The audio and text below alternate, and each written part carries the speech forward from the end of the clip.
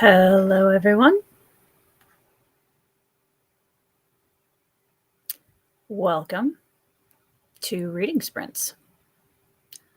I'm still getting stuff set up, so give me 1 second. Hello, if you're here, say hi in the chat.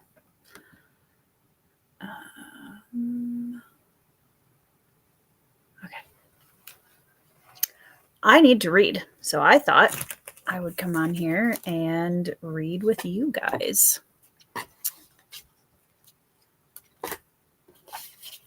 Hi, Marianne. How are you? What do you guys reading right now? Oh, I don't know if I like that. There we go. That's much better. What's this one look like? We'll go with that. Hi, Penny. How's it going? What are you guys reading?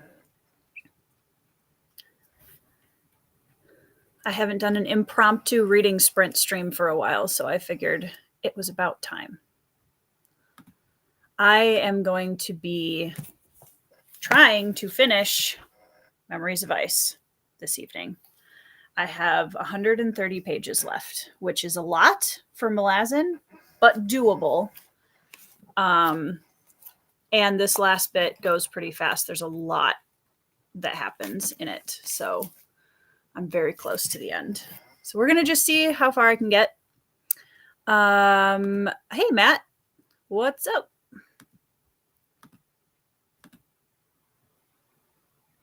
Oh, where'd my chat go? There it is.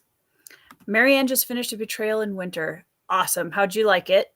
That is my favorite of the 4 Long Price Quartet books. I love all of them, but I think number 2 is my favorite of the 4. Anitha, where's my chat, Discord chat with you? I was going to send you a link if you want to join. There you are. Found you. Hello. It is, late for you. You definitely should sleep. Reading is always an option if you can't, but thanks for saying hi.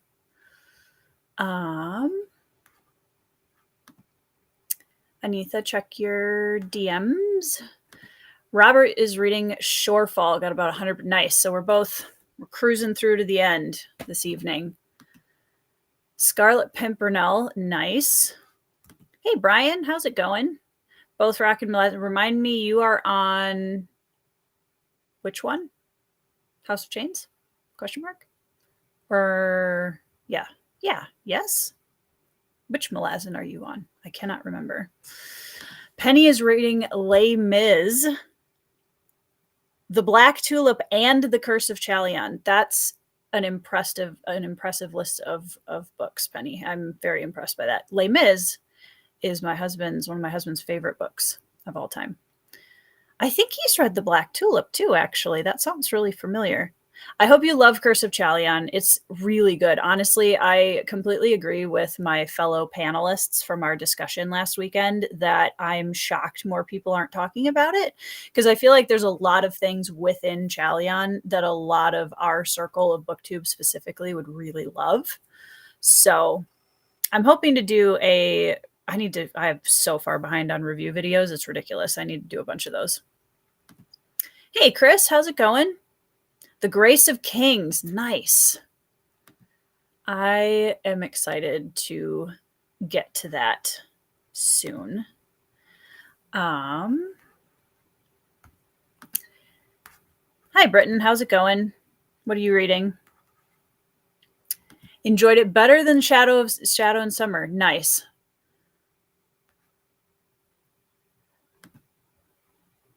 Woohoo! Sprints for productivity. Derry is rearranging her room again. Nice. Hey, a fresh rearrange of a room is always nice. I shouldn't say always. Most of the time, it's very nice. It's a nice change, little switch up. I hope it goes well, Derry. Anitha is making dinner. Okay, sounds good. 80% into Midnight Tides. Okay, I knew you were somewhere in that general region of Malazan. I'm probably going to roll into House of Chains as soon as I finish this. I'm in a readathon in March, so I'll be reading some stuff for that. But what I did with Memories of Ice, and I'll probably do for the next book too, is just kind of read it kind of in bits as I read other things, because I have read these before, up to the next book, House of Chains. So House of Chains will also be another reread. So once I get past that, I'm going to have to focus a little bit more on probably just reading each Malazan book, or only that plus one other thing, because I'm going to need a little bit more attention given, since I have no experience with the story before. Reading The Rising, Book 2 in the Alchemy Wars. Nice. The Eternal Struggle. Which Malazan book is my friend on? Have they started yet? Restarted yet? Which book did they bounce off of? Accurate, honestly. Completely accurate. Let's see. Penny is loving Les Mis. Love to hear it.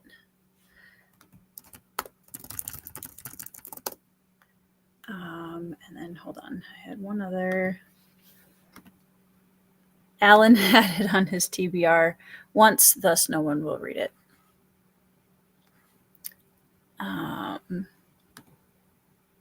Grace of Kings, the audio. Nice. How is the audio, by the way?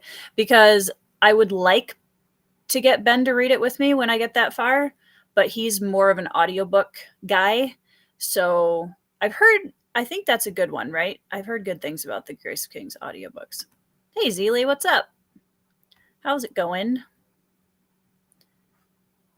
There's a March readathon. No, so thank you, because I need to, for anyone in the chat who's in my Discord, yeah, we're doing an April readathon in my Discord. The Keymark Discord is doing a March readathon. And there's 4 authors. You can still sign up if you do it right now, because it starts tomorrow. I'm trying to think. I might be able to grab the link to that, actually. Hold on.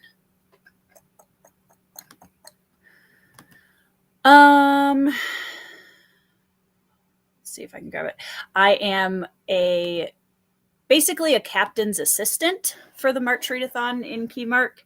I am helping out Andy Peliquin, who is one of the author captains. Shauna Lawless is a captain, Rob Hayes is a captain, and Andy Witham is a captain. So it's going to be a good time. I'm trying to find the link, you guys.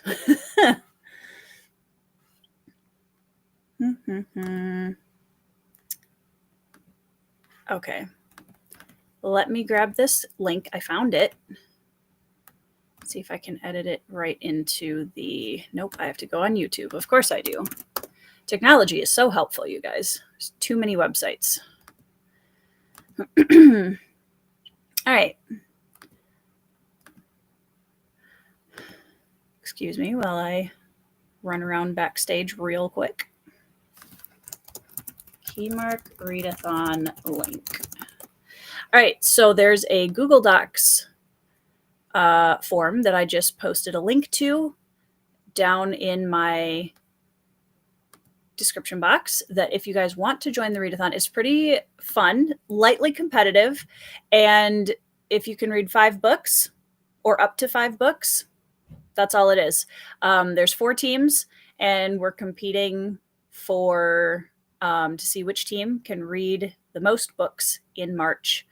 But it's capped so that the crazy people who read like 107 books a month also can only read up to 5 books. And then there's like a separate like section for them if they pass that. That's only for the people that read a ton of books during the month. So they have their own little separate like mini competition. But it's fun. I've done it before twice. I was a captain in 2023, and I was on a team the year before that. Yeah, it's fun. So if you guys are looking to join a community and read a bunch of books together, you can, the prompts are super, super easy. So anything that you already have on your TBR for March will probably fit the prompts somehow. So yeah, it's pretty low key and it's super fun. James wants to know where to grab a copy of the Long Price Quartet. So the omnibus edition, I don't understand this personally. Oh goodness, there goes Yoshi. Hold on, I have to save Yoshi.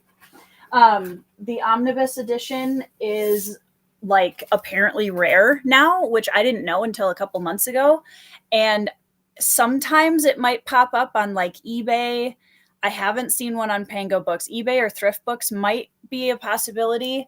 I didn't know it was like out of print until recently.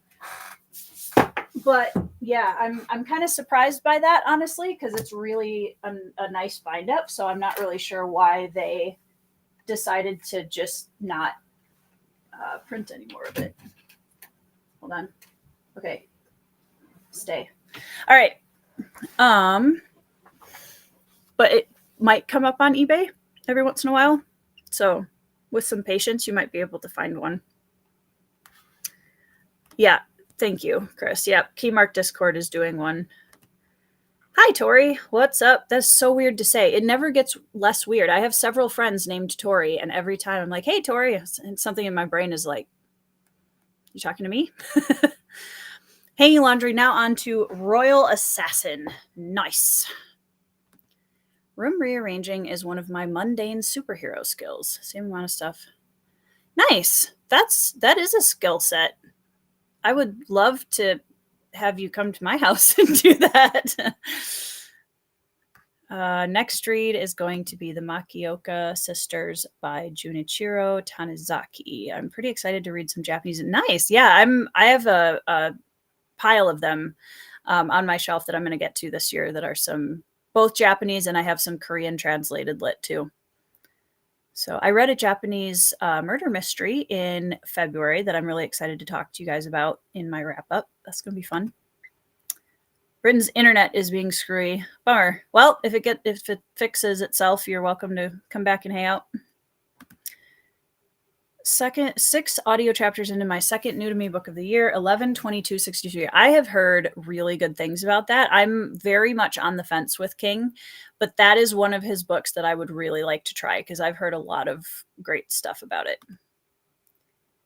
Hey, Zen.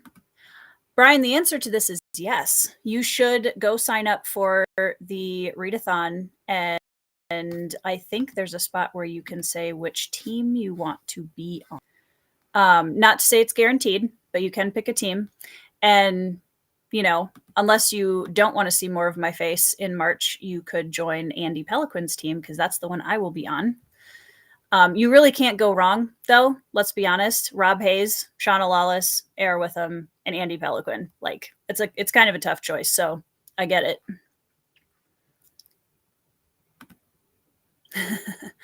Yeah, we just pay Derry to come and make space in all of our houses. Grace of Kins, oh, it's Michael Kramer. Oh, okay. 1 point. Yeah, well, we're all mad at Amazon and Audible right now. I have not listened to a Michael Kramer audiobook yet. I have heard all of my friends have lots of opinions about Michael Kramer, but I have not listened. I don't know, Zen, because at 9:00 tonight, so in about 3 hours, Andy is going to go live on his channel and do the sorting hat and tell us all what teams. Well, I already know what team I'm on because I'm a captain's assistant, first mate kind of thing. But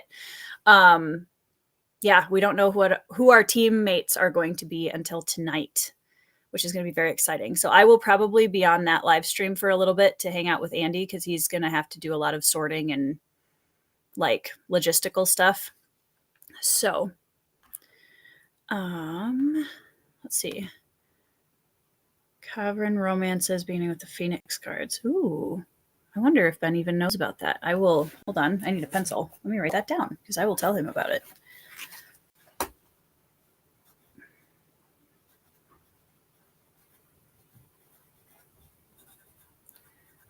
Cavern Romances. Okay.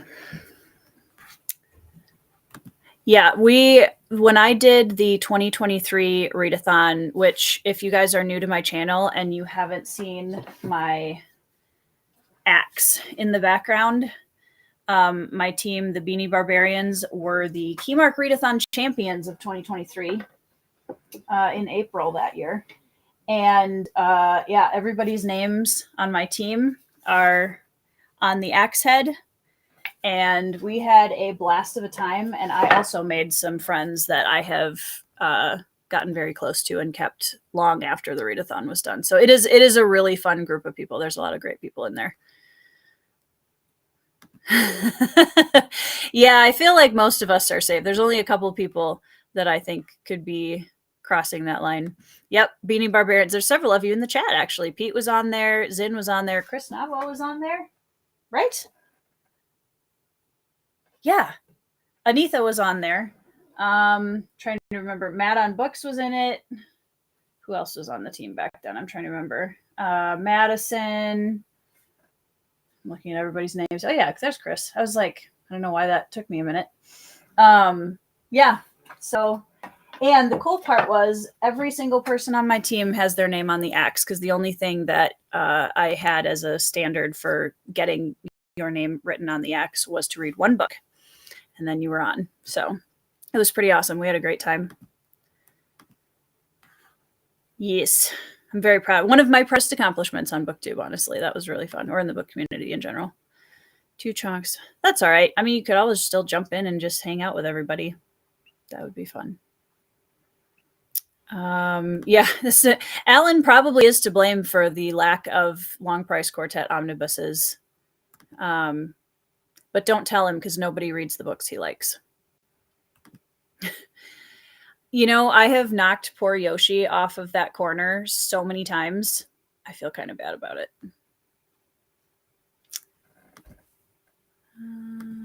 Stephen King's endings. Hi, Tharnall. How's it going?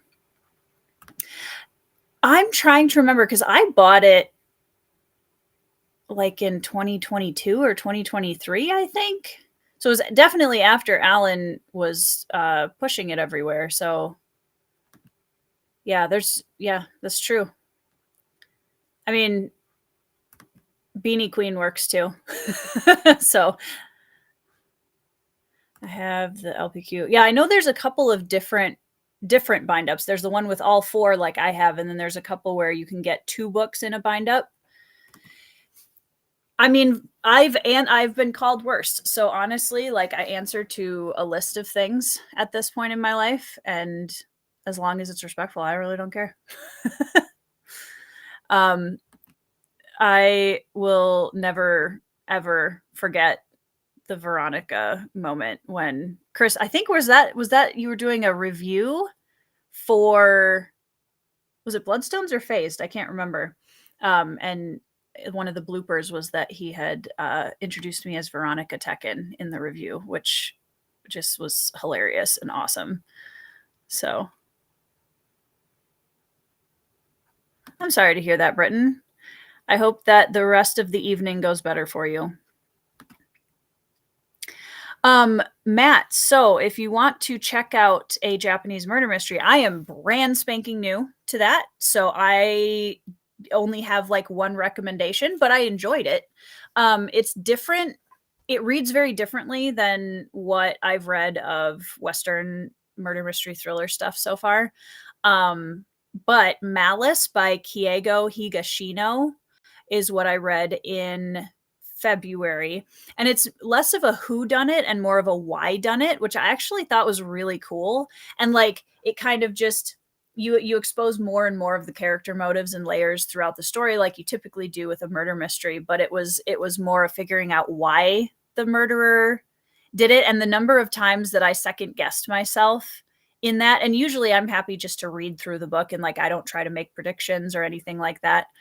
But this one I was like, oh, I think this is why, or I think this is what happened. And then it would twist, and it made sense, but it was like, yeah, it was good. There's a bit of an info dump at the end with the reveal, but I still had a good time with it. So yes, Brian. That's all right.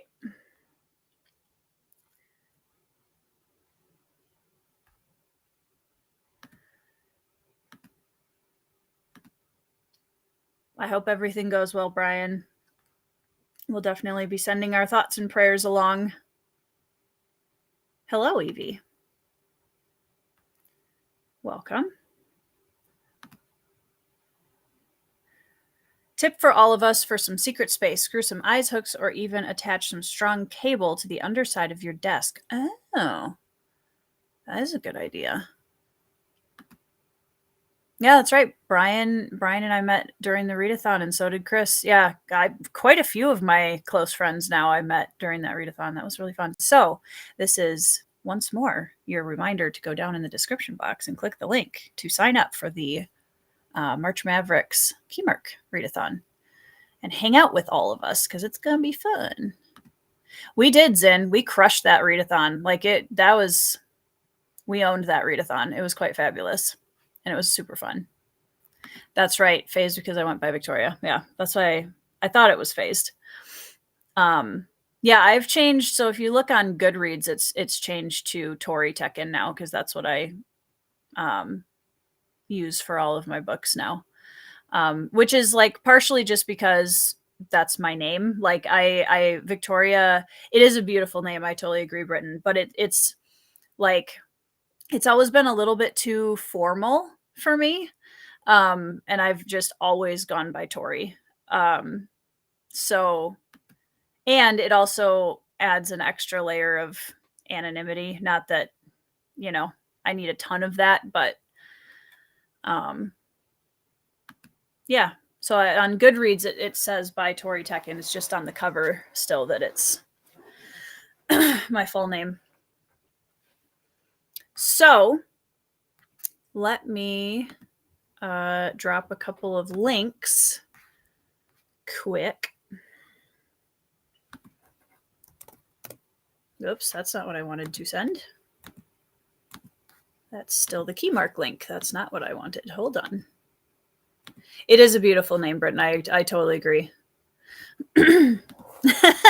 That's right. Derry was one of my enemy captains. We had it was such a fun time. We had a really good camaraderie going between all the captains, so that was really fun. But yeah, my team was like pretty lit. I'm not gonna lie. Like everybody really, really put in some hard effort. I think Anitha is one of our members of the team who literally finished her final book like the night the readathon ended, and we were all on a reading sprint together and cheering her on to the finish line. It was great fun. So, and it's more low key than a lot of the other readathons I've seen around, where it's just how many books you can read, where it just feels like if you're somebody that reads at maybe a medium or slower pace, which is completely fine, then it feels a little bit more like it leans toward people that read a lot fast. So I like that there's a cap in the Keymark readathon because that makes it a little bit more even keel. So yeah, the axe is very cool, and I love that I still have it. Theo is in the house. Hey Theo, how's it going? I haven't seen you for a while. What you read an impressive amount that day. That was awesome. It was really stacked, Derry. Yeah, we had a bonkers team. Okay. So totally agree, Derry. I think that's a great way to do that.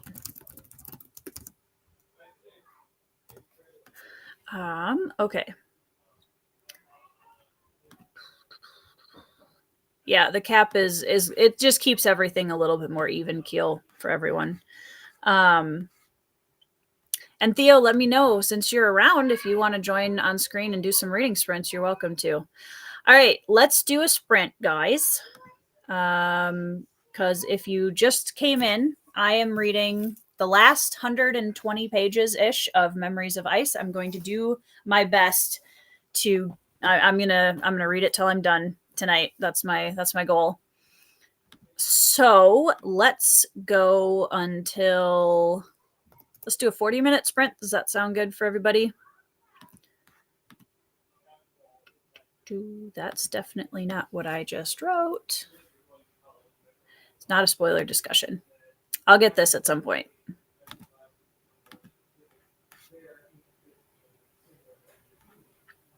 Run out of grape spice. You got this, Derry.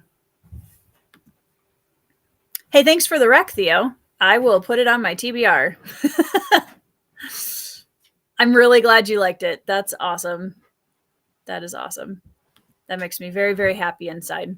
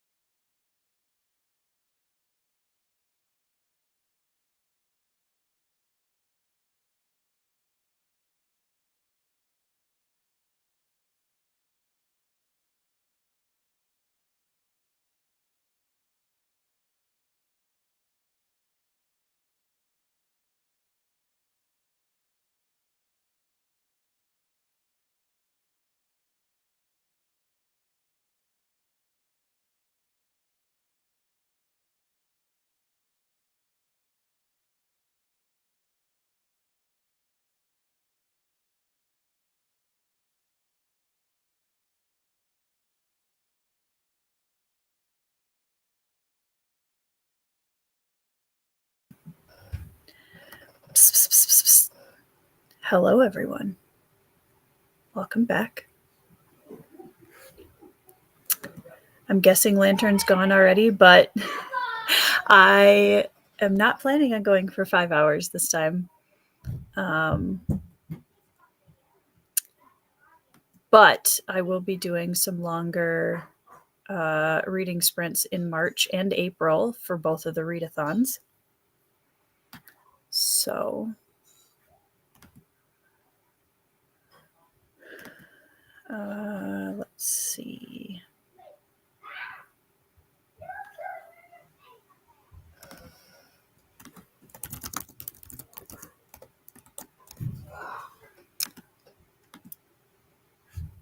I got through, how did everybody's reading go? I got through about 25, not quite 30 pages, but about 25, 26 pages of Memories of Ice.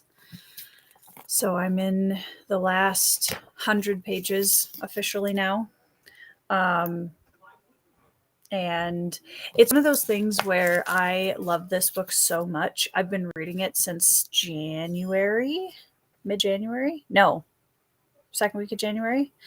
And I don't love reading these over long periods of time as much because it feels like a longer thing. Hey, Mike. Hey, I don't know how to make it go this way. Are you on your phone? I am. Yeah. Well, it's all right. How's it going? It's going. How are you? I'm good. What are you reading? You said today I'm not allowed to read fantasy anymore, so I got to Oh, read. it's true. Time Yeah. I'm travel. proud of you. Way to This go. is sci-fi-ish. What are you reading? I am reading fantasy. I'm reading finishing Memories of Ice. Is this your first time? Second. So I have you read the whole series? Is what I mean. Oh, okay. So I've read through the end of House of Chains about a decade ago, and then I got to Midnight Tides, got really confused, and I quit. And then I finished college and had kids, and now I'm going back to actually finish the series. Yeah, definitely. It's like I've taken like almost a 3-year break now. I'm like, Yeah. can I pick back up where I left off? I'm like, well, it's too far to go back. It's like when you get your 2-year degree, you've gone too far to go back, but you can't really do anything with it. You know? So right. I'm on book 8, so yeah. Yeah, I would just keep going if you're in book 8 already. I think I'm gonna. Yeah. So my goal is to get through at least Bone Hunters and Reaper's Gale probably this year if I can manage it. We'll see. Because I'd like to finish it officially. Be a nice one to get off the list. Exactly. And I get people stop asking me every single TBR video, "Where's Malazan?" Where's I guess it's still over there on my shelf. Why are you not reading it? Well, my thing is, it's my favorite fantasy series, and I haven't finished reading it. So, okay. Currently, we'll see if that changes. But yeah, with 4 books, it's on that spot. So, how far are you in Memories of Ice right now? I am. Hi, Derry. I am. Oh, okay. I've got like 100 pages left, basically. Yeah. So I'll finish it tonight, late, probably. Awesome. Yeah. And you're listening to well, this is perfect timing because we've got a massive King fan over here. Yep. And also Derry is reading 11/22/63. Yeah. Which excellent I haven't choice. Read before. But I love The Stand, and I love it, and I love Misery, and like there's a bunch of Stephen King books that I really love and reread a lot. So I figure 11/22/63 is kind of a no-brainer for me from here, because I'm like, okay, I think I can take in a new one. That's one of the King books on my list for the future. Ugh, stop. I'm loving it already. I'm only on chapter 6, and I feel so at home. Nice. Yeah. It's like, oh, look, we're in Derry. That's one of those books, if you don't like slice of life, it'll be a rough read for you. But knowing how much you like Hobb, I think you'll love it. I love it. Yeah. And he does it so well. He does. Like, seriously. Even Hobb doesn't do communities the way that Stephen King does. Nobody can beat him at groups of people just going about a daily life in a community. Yeah, Like, it's people not be like, I don't know, there's a middle dreams, section there but where they were just like kind of doing their day-to-day thing. I was like, oh, you mean my favorite part of the book? Yeah. yeah. I've already invested in the guy who runs the ice cream place, and I want to know about the butcher, and I want to know about the guy who does, and See, that's the thing. Small town is a playground for authors. Like, there's I'm looking forward to seeing how he does that, because I've heard that from a lot of people. Oh, so good. So good. Yeah, and especially 11/22/63 and Needful Things. He does that just like incredible. Yeah, I remember enjoying Needful Things for exactly that reason. Thornall's reading Empire of Silence. Nice. I had to put mine down. So much world building up front. I was like, I want to love this. It's a lot of information at first, yeah. But my brain stopped recognizing words. It was just too much. And Christopher uses those $20 words too sometimes. Like, I gotta hold down the Kindle to understand the definition of that word. Yep. It's like, I can't do it. So I'll come back again in a bit. But, we're gonna see how it goes. I'm hoping to read Empire of Silence in May. And I'm guessing I'm going to have to take a break from Malazan and not read both of those things in the same month. I think I'm going to need to stagger that a little bit. Oh, so yeah, because I feel like that's going to be a lot to read Rakio and Malazan. Finally wrap my brain around the world building. Like might take me 2 or 3 starts, but I think once I get that, I will be in. Yeah. And I'll be good to go. And I genuinely think I'm going to love it, because I do like the character of Hadrian so far.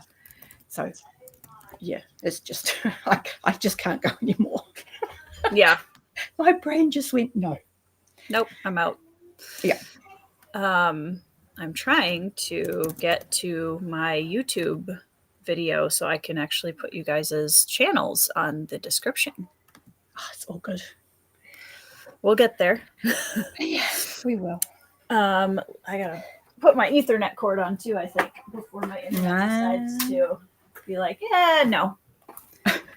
There we go. If I was a professional, I'd go upstairs and do this at my desk, but that's a lot of stairs. No, this is reading sprints. This is just hanging reading out. Sprints. Yeah, this is when we get couch Brian from Belltube. Yeah. Like that's what reading sprints are for. Is couch. We're couch potatoes on. This is okay. We're bumming around now and just chilling with our books. Yep. So, admittedly, I just needed to stop because it's getting too hot, and I've got to stop while it's too hot, or I'll sweat buckets. I cannot relate at the moment. It's at the tail end of summer, so when we get heat, it's so hot. So I want it to stop during the day now. and cold during the mornings and evenings. So we get right. Oh, I love that. That's perfect. It's why I keep getting sick. So pick one. I take it back then. I'm sorry. But yeah, I've got the bay window. So while I don't get direct sun all day, I also don't get the breeze if there is one. So if it's hot, I just swelter. And it is. Let's see. I'm trying to do a conversion for this. It is 32 degrees right now, which is a warm day for us right now. And that's 0 degrees Celsius for all of my friends that are not American. Because I'm at 28 degrees Celsius at the moment. So I don't know what that is backwards, but it's pretty hot and very humid. It's warm. Yeah. And I've been shifting furniture. So, yeah, I'm pretty There you go. Pete has a great example for us. Discussions are the equivalent of business casual. Sprints are full on casual. Yeah. Full on casual. Definitely. Kale's on book 10 of Malazan, but on a break. That's impressive. Yeah, my plan was always to read 9 and 10 together because everybody says that 10 isn't good on its own. But then I was like, that's also like 3,000 pages. That's a lot. I have a video coming out soon about that. People micromanaging their series. We're going to talk about that next week. Oh, okay. She already told me to quit reading fantasy. Now she's going to tell me stop micromanaging my series. Yeah, this is the end of my... You won't know yourself, Mike. What will you be doing? Yeah. Pretty soon she's going to be like, stop reading books. Stop reading books. Just stop. Go. Yep, well, chaos will reign. there are occasions where I do recommend that to people on BookTube where I'm like, okay, put your books You need a down break. and go outside and touch some grass. See, I think that's my equivalent of Mike's thanks for watching. Like touch go grass. touch some grass. Yeah. Yeah. It's, Yeah. Pete says 9 is great on its own. Don't listen to the haters. Okay. It can I just don't traumatize you know. on its own. It's just, I figure it's getting so late in the series. Surely you're just like, oh my God, I nearly have all the answers. Yeah. No? I would just be like more invested in reading the next one rather than less. But I haven't read Maleficent, so I don't know. That's okay. Tissue. Yeah. You have to look at my wife's yarn. So you said you're on chapter 6? Ooh. Yeah. Is she knitting, crocheting? What is she doing? She's a crocheter. Yes. Love it. All of us yarn textile people. Yay. I love that. I have tried knitting and failed miserably. See, I only know how to knit. I don't know how to also crochet. know how to crochet. Well, there you go. Between the two of us, We've got all the bases Got covered. Yeah. I don't use my knitting skills except for straight knitting, and I just buy cheap op shop off legs of yarn of random colors, and I've got a giant woolen blanket that I've got on one of those really long coils. Yeah, it is enormous, and it's the ugliest thing you have ever seen because it's whatever color was at the op shop. And nice. One day it will be finished. That sounds And like my project. So what is she making with her yarn? Some kind. Can I show them? Is it okay? Yeah. Some kind of like Pokemon hat for my oldest, who's a Pokemon obsessed. Ooh. That is so cool. It's like a fish, I guess. It goes on her head. Nice. That is too cool. That is so cool. She's quite good. Yeah, I see She that. just does this while we watch TV. She'll just always be crocheting. Nice. I'll be embroidering when we sprint next. She used to make these really amazing unicorns on Etsy. And it was one of those things where it just came down to, I don't know if you guys know, but Etsy, the overhead of running an Etsy shop just isn't even worth it. Is way too much. Yeah, I mean, she's spending like the materials and the time. Yeah. And then all the fees and stuff. It was like she was basically making these unicorns that were incredible for free. And making like $3. Yeah. At the end, so because they took a while, but they were really, really nice. Yeah. It's like anything though. You have to kind of decide if you're selling your time or your energy. Because if you want to be paid for your time, for someone who doesn't have a regular job. She had a regular job too. So it was like, that's not going to work. Yeah. No. Yeah. I used to be on Etsy for fiber arts, and I used to sell like all sorts of wool and whatever stuff. And actually, because you spin. Yeah. Yeah, I spin too. Yeah. And it got to the point where Etsy was just, not nice to, especially again, like so many other things, Amazon, small businesses. Yeah. I've been cheering on all of my friends who are like taking Amazon to task on BookTube this week. It's just been making me very happy. Like, go get them, guys. I've always been accused of like getting checks from Amazon and stuff. So I was like, today, I'm pretty sure I laid that to rest. That's not what I think so. No. It's like, even Mike's gone. Nope, they've had enough. No, you start editing and telling me I don't know my books, and we're not friends. We're not friends. I agree. I mean, I've totally had mine on Caliber for I don't even know how long. I downloaded all of mine.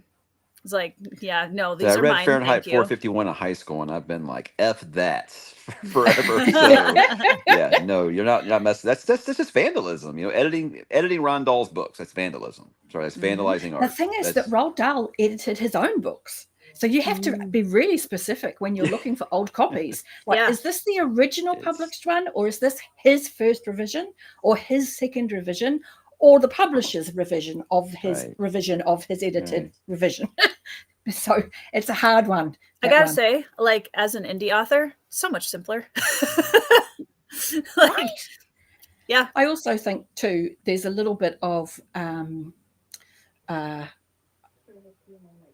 there's a word for when it's just blown out of proportion. And Amazon not owning your books has always been a thing.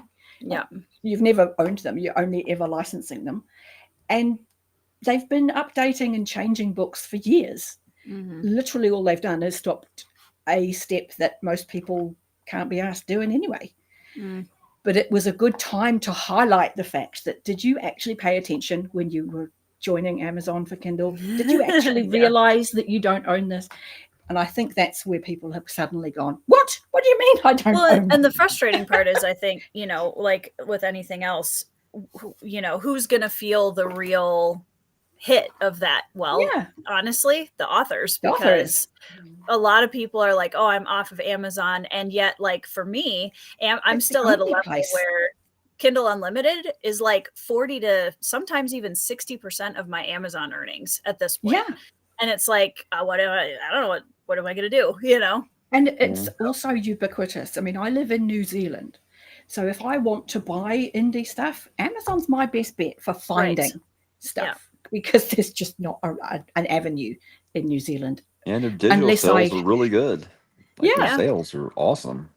So but again, it's that already knowing, I don't own this, I'm just buying the license for it. If I really love it, I will buy a physical copy. Same. Yep. This is why I have a bookshelf full of Robin Hobb. And I was going to say, Mike can't do that because he doesn't have any room left. Well, I mean, I'll buy the physical stuff, but for people like Philip Quintrell, like Ryan Cahill, like I just like to support them because they send me their books and I like their stuff and I want to support indie authors, and so I will buy their stuff. Yeah. But it's a shame that I can't. If I leave Kindle permanently, I can't buy their stuff anymore. That's a bummer. So I will just make sure I have to buy the physical. Yeah. So it's a problem. I have to highlight this because this comes up at least once a live stream when I drink water out of my mason jar things. Vodka. This is water, guys. If this was, people ask me if I'm drinking, am I drinking an Irish coffee? I'm like, no, my speech would be a little slurred if I was. I'm totally going to be pouring myself a whiskey. I would not be coherent if I'd had that much not water. It would be fun though. It would be fun. Yes. I'd be down for that.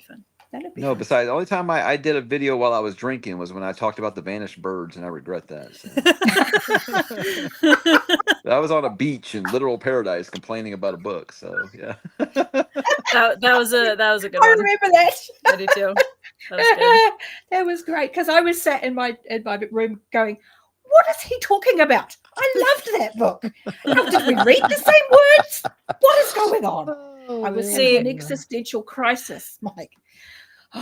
You guys, I feel like this is just you're just stereotyping me because I'm from rural Midwest. But you also know how to spin yarn and stuff, so I fully would expect you to know how to run a still. So it just seems in the same sort of family of skills. Yep, I have some other non-Midwestern skills too that are keep me from being a complete hick. For some reason I was thinking you were in Michigan. Are you not in Michigan? Minnesota. Okay. Mm-hmm. So one of the M ones that's really cold. That's what I need. One of the M ones. Yeah. They are different. They are different. Yes. Minnesota. Yeah. Minnesota. Southern Good Minnesota. personal friend of mine lives in Minnesota. I used to, before I started doing this, he was my podcast partner. He lives in Minnesota. He basically tells me about shoveling snow all the time. I'm like, no thanks. Yeah. Yeah. We have 3 different shovels, different sizes of shovels in our garage. I'll deal with the nuclear summers we have here because I still have air conditioning and I don't have to shovel anything. So. I wish I had air conditioning. Oh, maintaining home temperature isn't a thing. It's crazy. That's what it is. It's crazy. Part of it is we live out. Kiwis in general tend to live more outdoors in summer.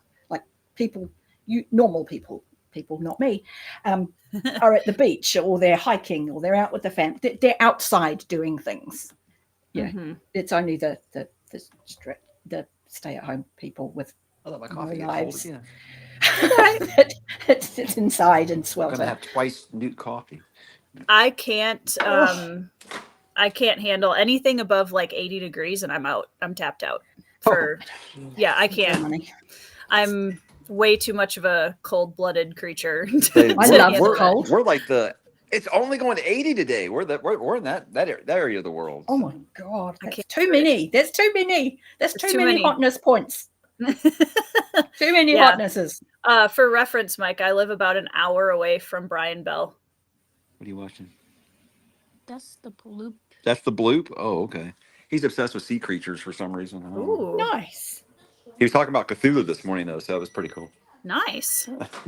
That's As a something new, use YouTube for good. That's a well educated child. I was gonna Well, there he's you like, what's go. your favorite kind of sea 28 creature? And I degrees is said, 84. does Jaws count? And he's like, no, not sharks. He's like, they don't count. So I was like, oh, okay. So just there mythical was a ones, I guess. movie, not a movie, a TV show called The Swarm. Was really good. Basically, the sea and stuff from the sea started just attacking, just eating people. Like a tidal wave of crabs comes up in one episode and just eats everything. That's why I really live gross. very far inland. And it was basically that the stuff in the sea had evolved, and some deep mining thing had basically given it a quick exit into the sea, and then they were like, "Ha! You humans suck." Yeah, people ask, Mike, why are you scared of the ocean? Yeah. Have you seen the But ocean? it was a good show. So, Yeah, we did the stuff. I don't do. I have like severe fear of deep water, terrible hair. so I Most can't. people got perms. I would never even could never do a cruise ship. You could not pay me enough to go on a cruise ship. I'm sorry. I could We not go do every year. it. I know. I couldn't do it. Which is weird get because the for the appeal. longest time I wouldn't. Now I love it. So I don't know. I couldn't do it. Yeah, I couldn't don't do it. get it. I'm like, so you're just on a floating hotel. Yeah. Well, and the problem is, Why? my dad Why? Watched the Poseidon Adventure with me when I was Oh, well, 14, and That explains That'll traumatize you. Nope, never. Will never happen.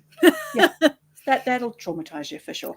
Well, I have claustrophobia, and I'm afraid of deep ocean, and You're fucked. all of those things together, I'm just not like, going to nope, work for you. no, it's Just fine. not going to work. Do you guys want to do 30 or 40-minute sprint? I'm good either way. Yeah, whatever Just going to works. stick on my audiobook. All right, let's go to 45 after. Alrighty. Cool. Thanks for joining me, guys. Sure. Try to find a way to put the phone right. Set it down. Just look up at the ceiling. That's a good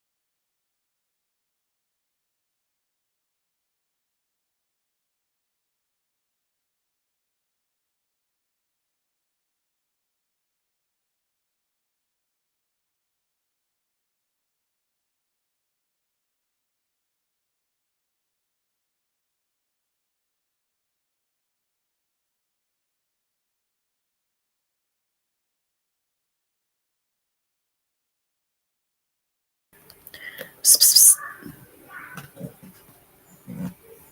Welcome back, everyone.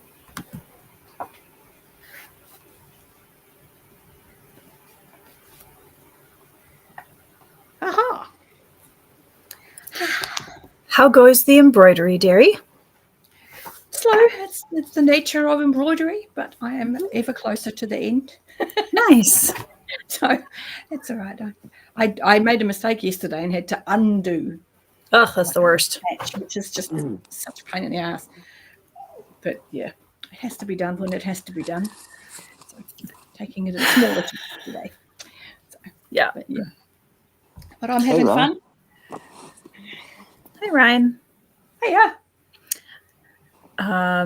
There was some. Okay, so this is something that I think a lot of people don't know. And that is like the Great Lakes that are up in the upper Midwest area of Minnesota and the lower part of Canada. Like, I'm trying to remember, and I wanted to double check this to make sure I was right, but there are more shipwrecks per square mile than in any other body of water in the world in the Great Lakes, which is just wild. Like, but I imagine there's kind of more just vessels in general in a square mile on a lake. It's like just the sheer amount of shipwrecks up there is just kind of mind-boggling to me. And every time we go up to Duluth, I'm like, I mean, I wouldn't go in the ocean either, but like I'll walk in the Great Lakes at the shoreline. That's good. I'm good. Yeah. Oh, we've got beaches here that are so dangerous you shouldn't even do that. Mm-hmm. We've got a beach in Auckland on the west coast of the country, and it's famous. Piha. They actually make a TV show there called Piha Rescue, which is basically Baywatch but real, which actual surf lifesaving. And there is enough material every summer, I'm sure, to film an entire season of Piha Rescue.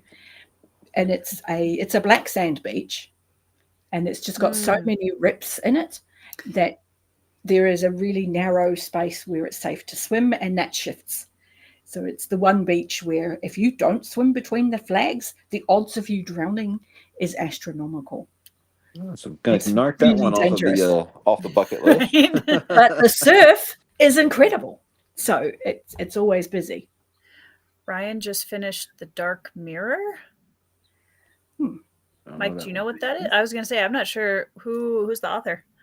Also, Chris said his cat Yoshi just popped his head up with the pss, pss noise that I did. Can I just say, you guys, like, it's that too.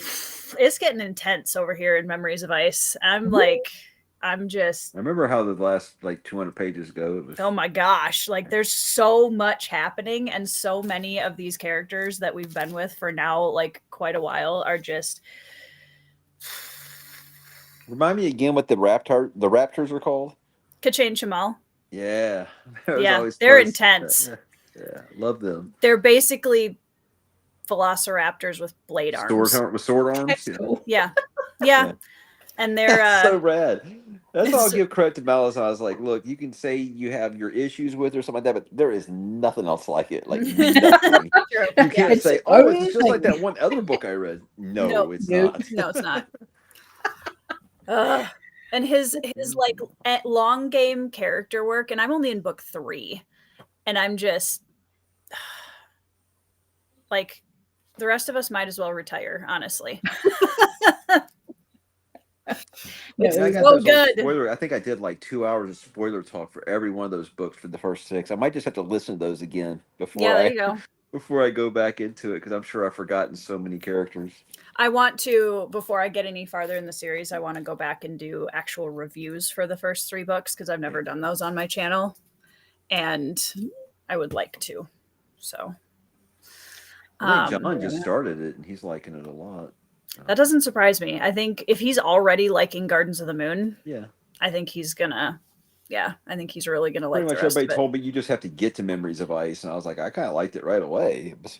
It was actually not until after Memories of Ice that I hit some speed bumps, So yeah, I don't know. I think my reread of Gardens I really liked it a lot. And I think it wasn't just because it was a reread, because I had forgotten almost everything that happened in the book. So it wasn't really like, oh yeah, I remember all that, you know?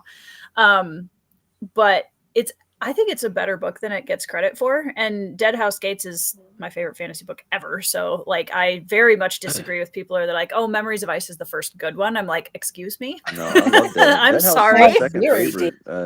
It was because Bone Hunters. See, for me, Bone Hunters was like A I continuation knew of some of everybody, that. and it was all kind of converging, and that's why it was just so awesome to me. But Dead House is because I'm a big fan of Mappo and Akarium, so that was like my book for the longest time was book There's two. a lot of And still, really the good ending of Mappo Dead House Akarium. Gate still every once in a while has me with like that long off stare, and I'm just kind of thinking about it. Yeah. Yep. Oh, you got to love when a book gives you that 1,000-yard stare. You're just left going, that just happened. When I read it for the first time in college, and I was like in a book coma for 2 weeks after that. Like, I couldn't read anything else. I didn't want to do homework. I was like, don't talk to me. Like, you guys don't understand. That was Storm of Swords for me after I read The Red Wedding, and I was just like, I don't want to do anything for a while. I just want to kind of just like sit here and like hug my dog, hug myself, just go into a fetal position. I remember Storm of Swords and being just beside myself, just crying, and everybody, my partner at the time and my kids were like, "What is wrong with you?" Okay? Like, the book. So, Derry, out of all of the Realm of the Elderlings, which of those books has given you the worst 1,000-yard stare? You didn't ask me, but Fool's Fate. It is going to be Fool's Errand. Sorry, A Fool's Errand. Because you've read them all too, right, Mike? Fool's Errand is the one that's dearest to my heart. Yeah, definitely. But Fool's Fate is the one that gave me the 1,000-yard stare, because I read it before anything after that had been published. So there wasn't a trilogy. That was the ending at that point. Yeah. So when things got to the climax of Fool's Fate, you don't know if they're going to survive this. So the tension was real. That was the most stressful climax to a story. I was beside myself. I was a mess. And when I finished the book, and it ends really beautifully, it closes out with a really lovely sentence, and you're just kind of like, oh. And I kind of just sat there for, I don't even know how long, just going. Yeah, it's kind of like when a fan favorite character in a fantasy series I had read for a long time, he had gotten stabbed, and we weren't sure if he was dying or not. And then I realized, hey, that was 15 years ago. Yeah. Yeah. So, not to always bring it back to George, but yeah. Yeah. And that's the thing, though, is that even having, I think because I read Hob first, when I got to that part, it didn't shock me so much in that we'd had the shock of Ned, but when we got to the stabbing,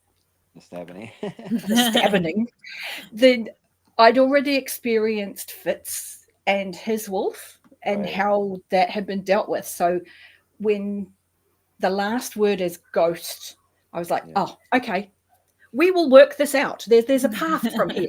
I get it. Yep. And so it didn't stress me out too much. I desperately want to know what happens next. Obviously, all of us do.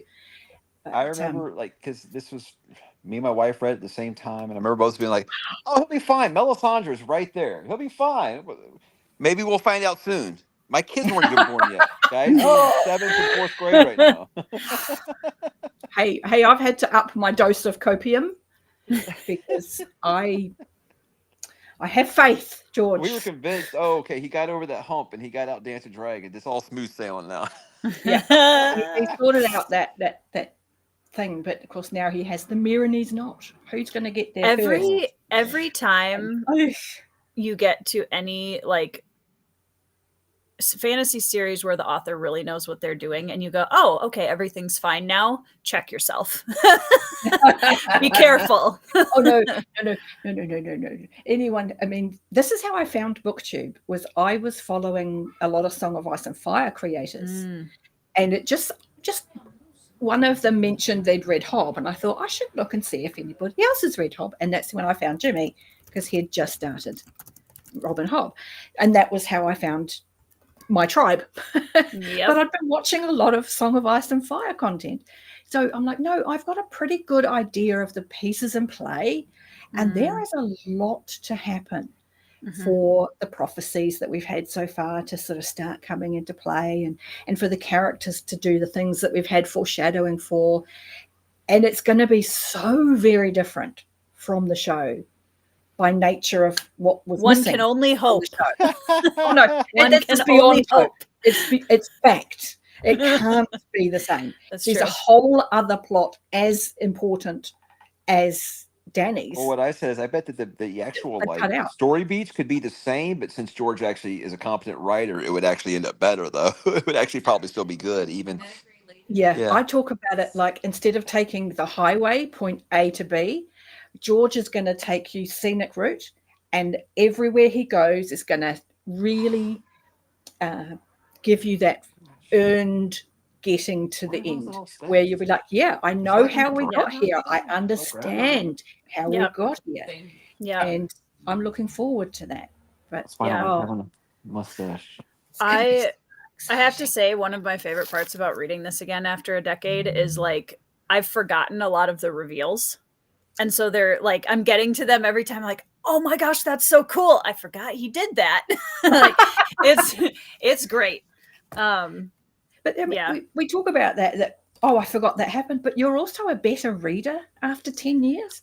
You've read a lot of other stuff. Yeah. And you've got better at recognizing clever things that authors I had are doing. no idea what was going on in Malazan when I was 20. I had no idea. You can look at it and you're like, oh. I look back and, like, I've said this done.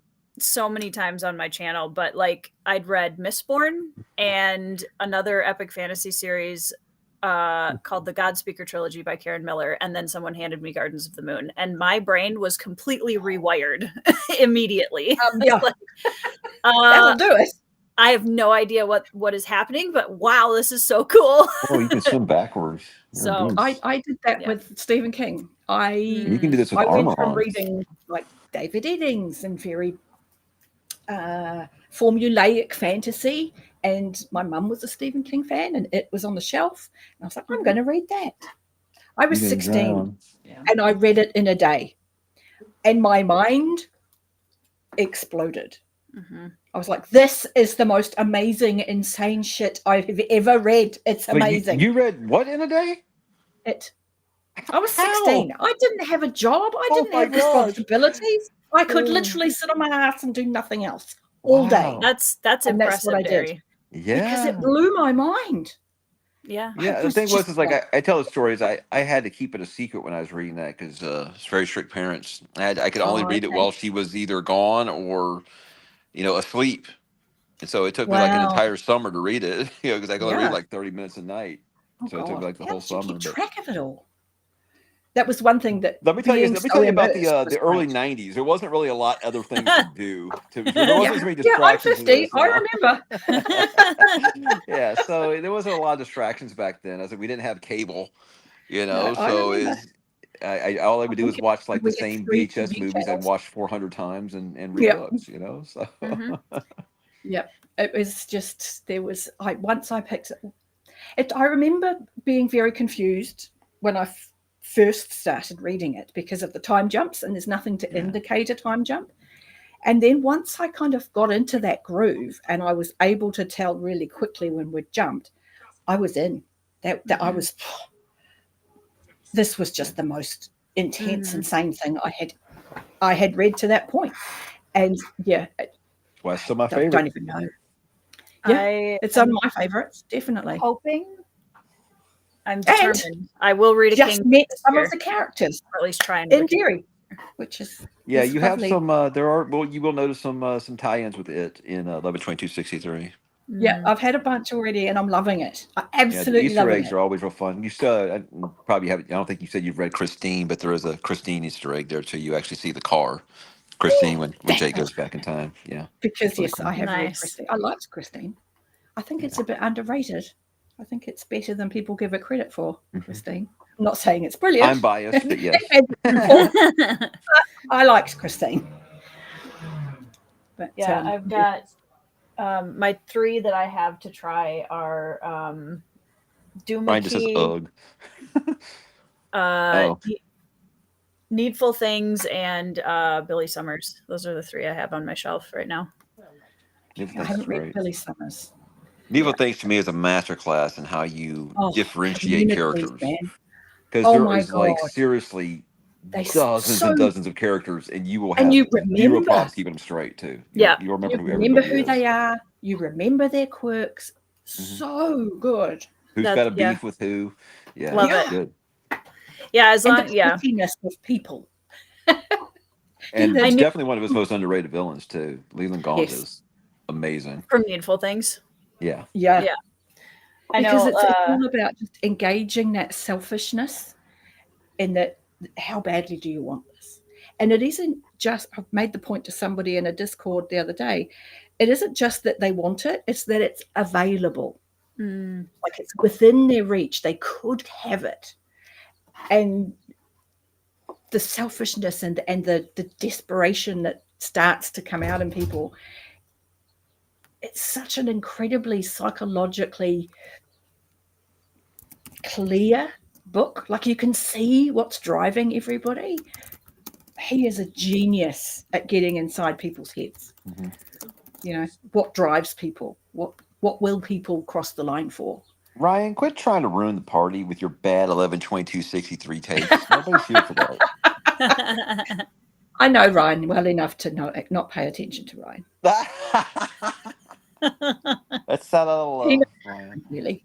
But he has hot takes all the time, Ryan. I don't like horror either, Doug. See, I'm not a huge horror fan. I like horror flavored things. Like I mean, there are Erickson does some pretty intense fantasy horror at certain parts in Malazan, but that's why I'm not reading some of King's more famous books, because I know that they're not going to be a good fit for me. Horror. Yeah, I said because it's when people more books that aren't horror than are. Yeah, that's what I hear a lot. Yeah, the books that are in somebody's head, and it's their own thoughts that are frightening, that their own interpretation of things that's frightening, and those. I mean, but those are more scary because the ordinary turning against you is terrifying. You know, a car that you're sitting in that could lock you in and kill you with carbon monoxide is terrifying. Charming. But it's not something that you would necessarily call horror because it's too ordinary. So he gets the tension of inner horror right. Yeah. And I love that. I really, really love that. And I think it's where he shines in Misery because it's so ordinary. It's such an ordinary story. Yeah. And it's insane. I love Misery. Great book. Fabulous film. But, yeah. Yeah, I'm hoping I DNF'd Gunslinger, and Dark Tower is not going to be my thing. And I could tell. So I've never even tried to read. Sorry. I'm so sorry, Mike. I know it's not for everybody. I gave it a shot. I loved the writing in the opening of it. It's just as soon as we got to town, I was like, nope. I was like, if we stay out in the desert this whole time, I'll be thrilled. But no, can't happen. Fair enough. But yeah, I'll probably start with Doomickey, I think, because that's the one that intrigues me the most. I did read, is it Later? One of the recent ones? The hard crime one, which was basically a dark ghost story. Yeah. Yes. I quite liked that. It didn't shine for me. What was funny is he had 2 books coming out that year. He had Later and he had Billy Summers. And really, I looked at Later because I was like, him writing another hard crime book, whatever. I was like, it'll be kind of my holdover until Billy Summers, and Later completely blew Billy Summers away from me. So it was like, okay, well, surprising. Well, I'm glad I read it then because it was good. It was like, Later was really good. I don't resent the time I just spent reading it. So that's always a good start. But it's the only, I probably won't read any of the other hard crime ones for that though. It had a sort of vague sort of what's the word I'm looking for? Where's my phone? Sixth Sense feel for me.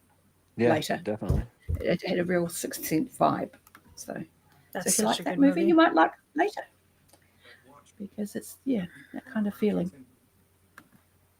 But yes. I know that I would like aspects of it a lot. I just know enough about the story to be like, I think I'm really hesitant to read that one. That's okay. You can always put it down. This is the joy of Stephen King, is that the bits that you read are good in themselves. Mm-hmm. Just the scene work where he has a community and the conversations he has with people who are so specific to their moment in time and to their location. And a couple of conversations are worth reading because they're genius. He's a storyteller. Back in the day, he will have been the storyteller to be at the pub to listen to, because he will have had the best stories. Not necessarily the best writer, but the best stories, for sure. You were born. You guys see, he was distracting me the whole time I was trying to read, by the way. I'm talking, he doesn't do nothing, but as soon as I start reading, because that's what people ask me, how much do you read today? Like, the kids don't work like that. Yeah, it's because you're not doing anything. You're only reading. Yeah. I hate that. Yep. I can probably do one more sprint, and then I need to jump on another live stream at 9. I saw that. Yes. To see, I'm Andrew. First mate for a readathon in March, and I'm looking forward to hanging out with. It's going to be, so again, for anybody that wasn't here at the beginning of my live stream, down in the description, there's a link to the March Mavericks readathon in the Keymark Discord. And the captains are Shauna Lawless, Rob Hayes, Andy Peliquin, and AR Witham. So if that doesn't sound like a good time, I can't help you. It's going to be great. And I am Andy Peliquin's first mate, and we are cooking up some really fun ideas.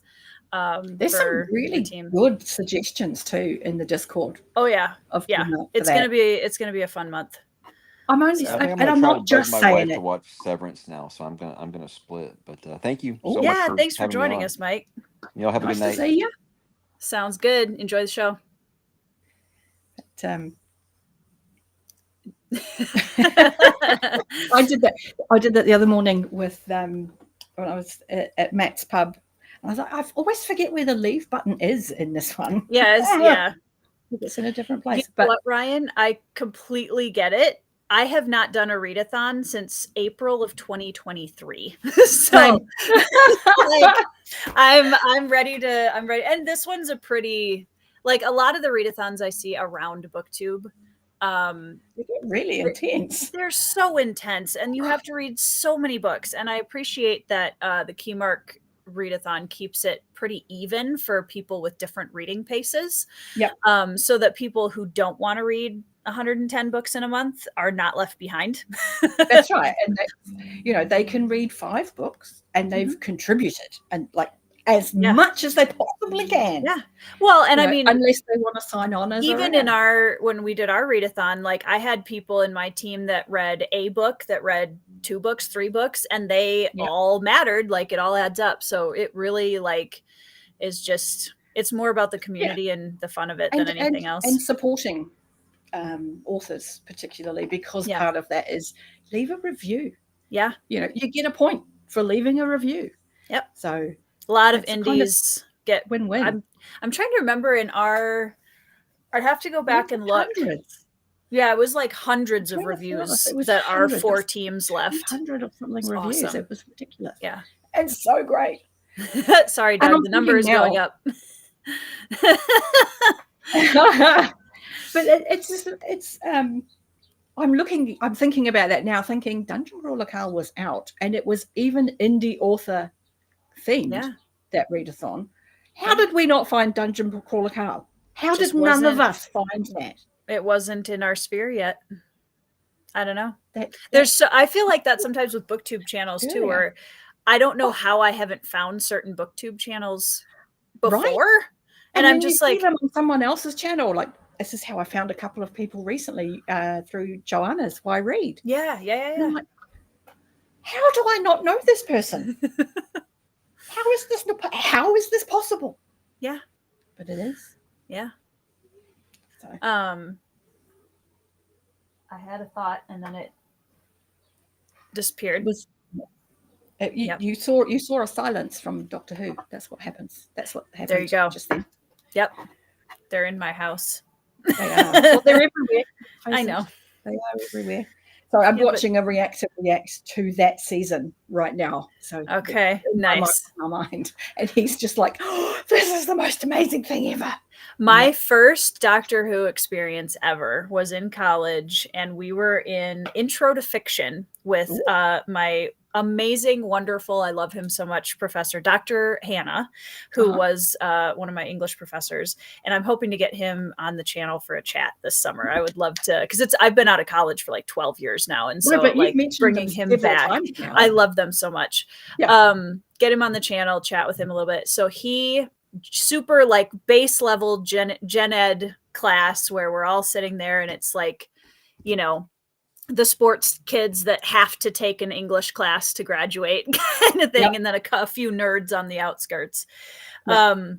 And we got there one night and our class was at like 8 p.m. I think, or something like that. Wow. Okay. Or was it that late? I can't remember. It was late. It was evening. So it was already dark outside. Yep. And he's like, we're going to watch something today. We're all like, cool. Very nice. And so he played us the first Weeping Angels episode. I was going to say, did he show you Blink? He showed us Blink. That was my first. I had goosebumps. Just mentioning the title of that. Such a good, so good. And it was really funny because seriously, when we finished watching it, he went over to the door and flicked the light off as soon as the episode was done. And one of the girls in the back she was one of the, again, sports kid. She's just there to get her gen ed credit. She screamed, just screamed. And he turned the light back on and was kind of laughing about it a little bit. And she's just like, I'm not okay. Poor kid. I really don't. But that goes back to what I was saying just before. It's the ordinary things that are the scariest. Fucking sorry, excuse my language. But they're everywhere, those angels. They're everywhere. Yeah. Everywhere. Well, just statues in general. And cemeteries everywhere. Yeah. And I was like, there's such a good episode. And of course, Carrie Mulligan was an unknown at the time. She's really good. Such an amazing job. Yeah, and because the writer, it was her episode. The writer for the Weeping Angels episodes, and he also did the gas mask, what's that one called? That one, yep, and a couple of the other ones. And so Stephen Moffat has said before that genius, and he said, the best aspects of horror is taking something that's meant to be innocent and twisting it. And having seen the episodes of Doctor Who, I agree. Like he knows what he's doing. He does. I mean, there's a couple of showrunners in New Who that I love, and Russell T Davies is making noises about coming back to do stuff, and I'm like, ooh. And Moffat's making noises about coming back. And I'm like, I don't meet very often. Like most of my friends are either Tennant or Matt Smith, like Dr. And I like all three of them. But Eccleston was my first Doctor. After your first Doctor Tennant is always your Doctor. He was, and he was the one that still to this day, like that's my Doctor Who. The thing is, we all owe anyone who got into New Who has Christopher Eccleston to thank. Because if he'd done a poor job, it wouldn't have got off the ground. I mean, they had almost no budget. He was so good. He got some really silly episodes, and he was able to carry them so that when we got to the meaningful ones and when we got to the frightening ones, they were worth having sat through the silly ones, 100%. Yep. And if he'd been rubbish, you wouldn't have. Yeah. And we all owe him a debt. Oh, yeah. Because he did such a good job. He's so good. you know. Yeah, I don't It's a meet little very bit many sad like that he didn't Eccleston go emphasis longer, but emphasis fans too often. So I mean, my doctor was Tom Baker, so yeah, I hear him a lot too.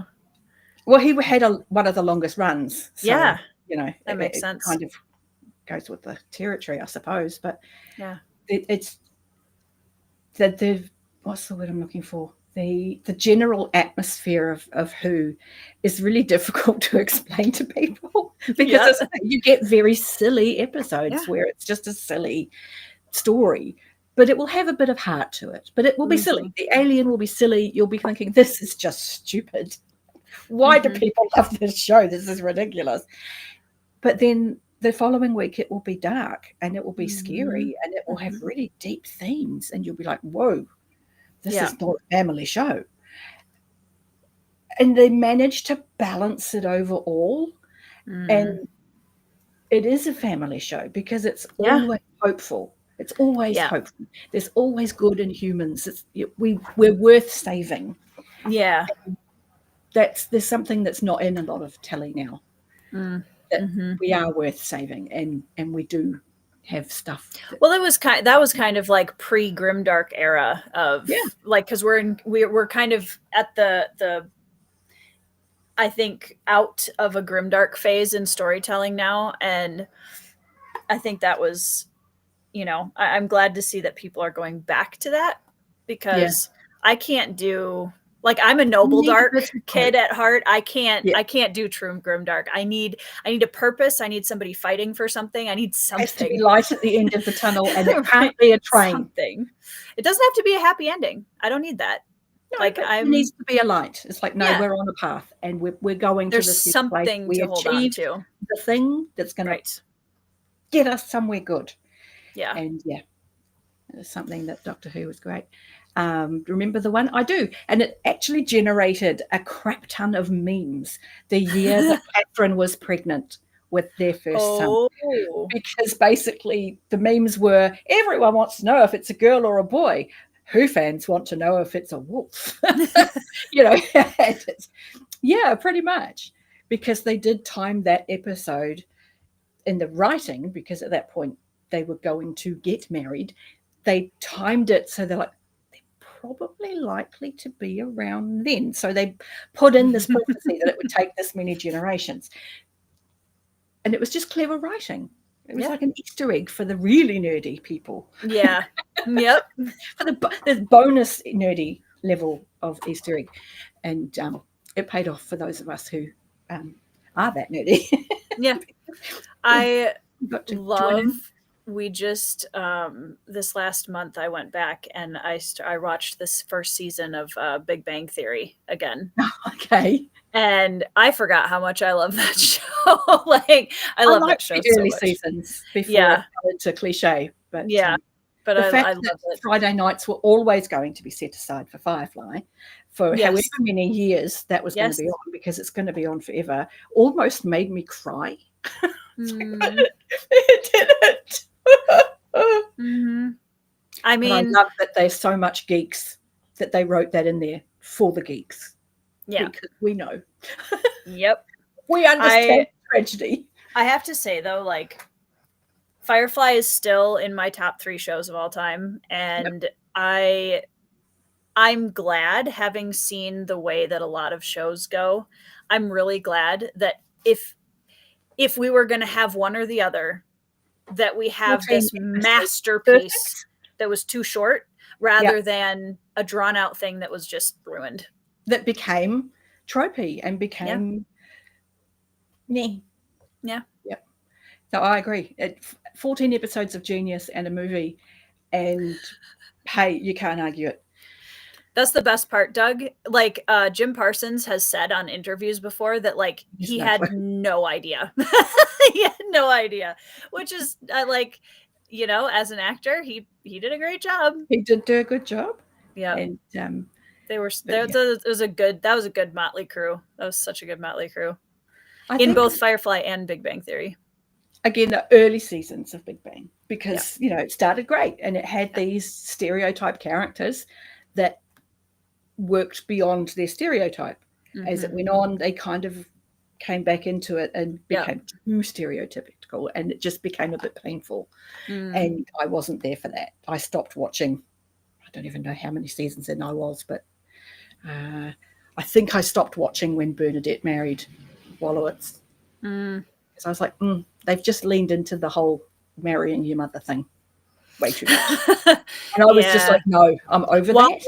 Is my least favorite character in that show by far. Far. Plays a role in Dr. Horrible's sing-along blog. Oh. Have you watched Dr. Horrible's sing-along blog? Please do that. It's 40 minutes long. I will send you a link. Okay. It is. The first time I saw it, it came out of nowhere, and I fell off my chair. I will say no more than that. Okay, noted. But yes, he plays a character in that, and his superpower is making things moist, damp. Like he hands over somebody's mail, and it's that kind of soggy paper thing. That's his superpower. So that sounds like a Pratchett novel, honestly. Possibly, but Neil Patrick Harris is the main character. Okay. And obviously, we're fans of Neil Patrick Harris, and Nathan Fillion is the one of the other main actors, and I adore Nathan Fillion. I'm here for it. And Felicia Day is the female lead. Okay. So, and it's 40 minutes long, and it's a musical, and it's brilliant. So that's awesome that you haven't seen it. So I shall send you. No, I'll send you the link right now. Have you seen the Golden Girls, Derry? Yeah. Yeah. Oh God, I've seen bits and pieces. So. Oh yeah, I'm a fan of the Golden Girls for sure, because why wouldn't you be? The fact that Betty White ad-libbed a lot of her lines astonishes me. I just love her so much. I mean, seriously, some of the stuff she could come up with. She was genius. Oh, it doesn't want that many tabs open. I'll do it in a minute. Oh, that's fine. I'm actually going to pop off, I think, and finish my dinner before the other live stream. And alrighty. Yeah, hopefully I can finish Malazan tonight. That would be really cool. And I'm going to do more embroidery because I'm not doing any more furniture moving. That's okay. It sounds like you worked hard before you came on. Yep, I'm done with that now. That's my oomph gone for the day. I'll have to finish the other half of the room tomorrow. That's fine. Well, thank you for joining me, Derry. For everybody watching, both Derry and Mike's channels are linked in the description box below. And you should subscribe to both of them because they're both cool. And join if you're still watching this before midnight, my time, or Eastern time, you can join for the Discord read along at the Keymark Discord, where I and a lot of other cool people will be hanging out and reading books in March. So you should do that. Absolutely. All right. Thanks for joining me, Derry. Bye.